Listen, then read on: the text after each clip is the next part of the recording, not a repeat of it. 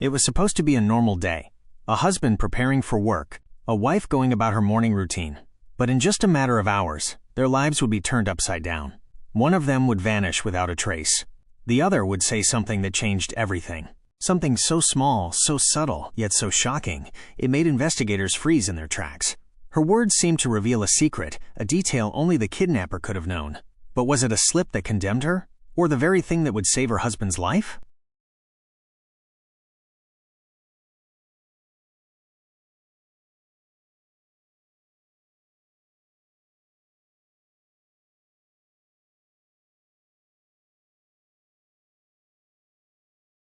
Michael Carter was 42 years old, a husband, father, and well-respected architect in a quiet town outside of Denver, Colorado. His life, on the surface, looked enviable. He had worked hard for over a decade to build his reputation, landing contracts for sleek residential projects and small commercial buildings. His colleagues described him as meticulous and patient, someone who could stare at blueprints for hours, chasing perfection in every line. His wife, Emily Carter, was 39. She had met Michael in college. He was studying architecture. She was majoring in psychology. They married in their late 20s, bought a modest home, and eventually had 2 children, a daughter, Anna, now 12, and a son, Jacob, aged 9. By all accounts, Emily and Michael's marriage was stable. They weren't flashy. They weren't the kind of couple to draw attention. Neighbors often saw them walking their dog in the evenings or working together on their garden. Emily was active in the PTA, while Michael preferred staying behind the scenes. To everyone around them, the Carters represented the kind of quiet, steady life most people hoped for. But beneath the surface, stress was mounting. Michael's firm had recently been under financial strain. 2 projects had collapsed mid-construction due to client disputes, costing the firm hundreds of thousands of dollars. Michael had begun working late nights, taking extra contracts just to stabilize cash flow. Emily noticed the change in him. He grew quieter, distracted. He no longer had the patience for the small, easy rituals of family life. Movie nights, weekend trips, even dinner conversations. There were also subtle signs of paranoia. He sometimes double-checked the locks multiple times before bed. He occasionally peered out the window late at night, claiming he had heard something in the yard. Emily brushed it off as stress, but Michael knew something she didn't. Unbeknownst to his family, Michael had taken on a private design project for a wealthy client he barely knew, someone who paid in cash, demanded secrecy, and had little patience for delays. The arrangement made Michael uneasy, but with his firm's finances crumbling, he convinced himself it was worth the risk. He didn't know then that the decision would put his entire family in danger. On the morning of March 12, 2018, the Carter household began like any other. Emily packed school lunches for Anna and Jacob. Michael, dressed in his charcoal suit and polished shoes, sipped his coffee and reviewed emails on his phone. But beneath that routine, something felt off. Emily later told investigators that Michael was unusually restless. He paced between the kitchen and the living room, his phone buzzing constantly with incoming messages. He seemed distracted, his attention divided between his family and something else he wasn't ready to talk about. Before leaving, Michael kissed Emily goodbye, a brief, distracted gesture. Then he paused at the door. "Lock up today," he told her. The words were ordinary enough, but his tone wasn't. It carried a weight, a tension Emily couldn't quite place. That was the last time she saw him. By mid-afternoon, Emily expected Michael to text. Normally, even on his busiest days, he checked in. A quick message, a call on his lunch break, something. But that day, there was silence. She tried his phone, no answer. She sent a text, no reply. By 4 p.m., unease had turned into panic. Emily called his office. His assistant answered, her voice uneasy. "Michael never came in today," she said. Emily's heart dropped. Later that evening, police found Michael's car in a parking lot near an industrial district on the edge of town. The vehicle was locked. Inside, his phone sat on the passenger seat, turned off. His wallet was missing, but his briefcase and laptop were still there. The discovery didn't fit a robbery. It looked staged. Detectives noted something else. There were no signs of struggle in the car, but faint drag marks in the gravel nearby led toward an abandoned warehouse complex. The trail went cold there. 2 days later, Emily received an email from an untraceable account. The subject line was chilling. "We have him." The message demanded $750,000 in exchange for Michael's safe return. It included a photo attachment. Michael, blindfolded, tied to a chair, his face bruised but alive. The instructions were clear: no police, no hesitation, payment within 5 days. If she failed, the next photo would be of his body. But what the kidnappers didn't know was that the police were already involved. FBI agents specializing in kidnapping cases took over.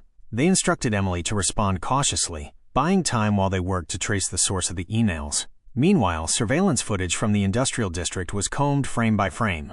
One blurry clip showed a van pulling into the warehouse area shortly after Michael's car was abandoned. Its license plate was obscured, but investigators noted dents along the passenger side. The case was escalating quickly, but leads were thin.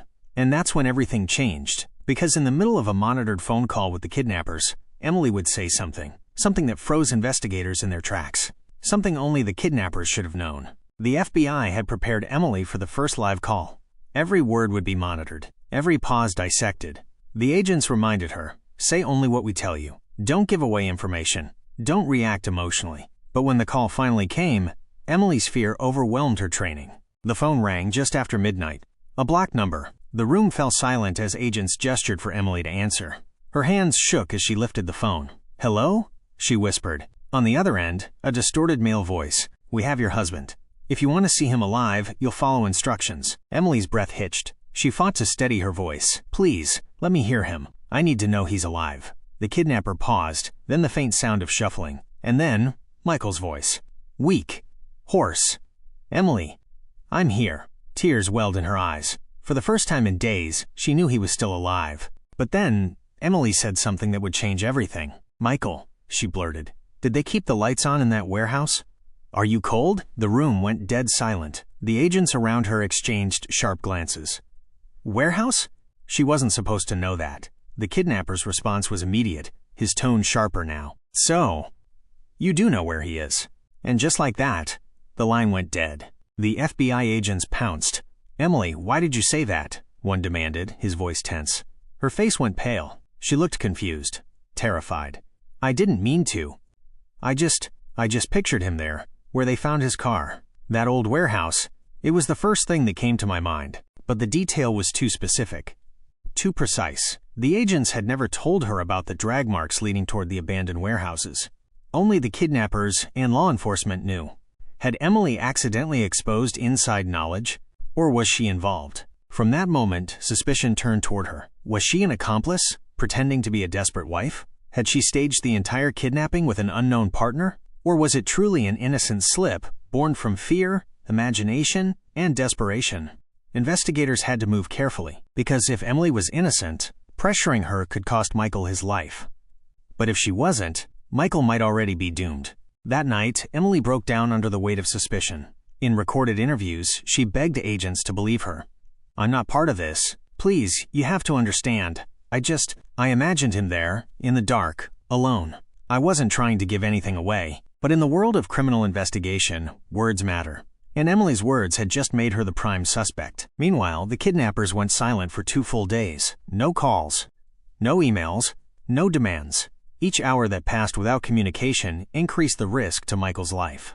Had Emily's mistakes spooked them? Or had her words confirmed their worst fear, that police were closing in? It was no longer just a race to find Michael. It was a race to uncover the truth about Emily Carter. Was she a victim, or a mastermind hiding in plain sight? Emily Carter's words had shaken the entire investigation. The FBI was split. Some agents believed it was a desperate wife's mistake. Others were convinced it was the telltale sign of guilt. But while suspicion mounted, detectives dug deeper into the case, and soon, Emily's slip would reveal more than anyone expected. Emily's movements were discreetly monitored. Her phone records were pulled, bank accounts examined, emails combed through. What investigators found was troubling. Several large cash withdrawals over the past 3 months. Late-night calls to an unlisted number that appeared in no directory. And one unusual purchase, a burner phone, bought in cash just weeks before Michael's disappearance. The FBI now faced a grim possibility. Had Emily helped orchestrate her husband's kidnapping? During another interrogation, agents pressed harder. "Why did you buy a prepaid phone?" Emily stammered. "It was for emergencies. I wanted one for Anna when she walks to school." "Then why is it registered under a false name?" I don't know. The store must have done that." Every answer seemed weaker than the last. But while Emily struggled under suspicion, new evidence was about to shift the case entirely. Forensic teams revisited the warehouse district where Michael's car had been found. Using heat sensors and drones, they searched the abandoned buildings for signs of life. In one structure, they found discarded food wrappers, empty water bottles, and traces of duct tape. But more importantly, they found footprints. One set was heavy, boot-like. Another lighter, likely a woman's. And a third, smaller, the size consistent with Michael's dress shoes. It was a breakthrough. The kidnappers had definitely held him there, which meant Emily's slip wasn't a coincidence. It was a clue. Investigators pieced the timeline together. Michael abducted near his car, dragged into the warehouse, held there for at least several days, then possibly moved elsewhere when Emily mentioned the warehouse on the call. Her words may have forced the kidnappers to relocate him, putting his life at even greater risk. But they also gave investigators a critical lead. The warehouse district wasn't random. Surveillance footage was re-examined. The blurry van spotted near the warehouses matched descriptions from 2 separate witness reports in the area. A local mechanic remembered repairing a vehicle with the same dents and distinctive paint scratches just weeks earlier. The van was registered to a man named Derek Vaughn, a former construction worker with a record for assault and burglary. Even more shocking, Vaughn's last known associate was Rachel Moore, a woman who once worked as a receptionist at Michael's firm. She had been fired 2 years earlier after a heated dispute over missing funds. Now the pieces began to fall into place. When agents dug deeper into Rachel Moore's background, they discovered her number was the same unlisted one Emily had been calling late at night. The revelation stunned the task force. Why was Emily in contact with the woman now linked to her husband's kidnappers? Was she secretly working with Rachel? Or had Rachel manipulated her into an unwitting connection? Emily was confronted again. This time, she broke down. Through tears, Emily admitted that Rachel had reached out weeks before the kidnapping. Rachel claimed she had information about Michael's private business dealings, evidence that could ruin him. Emily said she took the calls out of fear. She didn't tell Michael because she didn't want to add to his stress.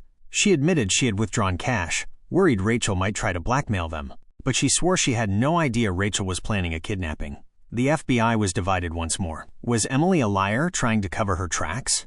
Or a woman caught in the middle of a dangerous game she didn't understand? The kidnappers finally made contact again. This time, the message was short and merciless. Time's up. Final chance. Pay now, or he dies. The agents had no more days to spare. They needed to act, and Emily's slip, once a source of suspicion, was now their only real lead. The warehouse, the van, the connection to Rachel Moore, it all pointed to one possible location.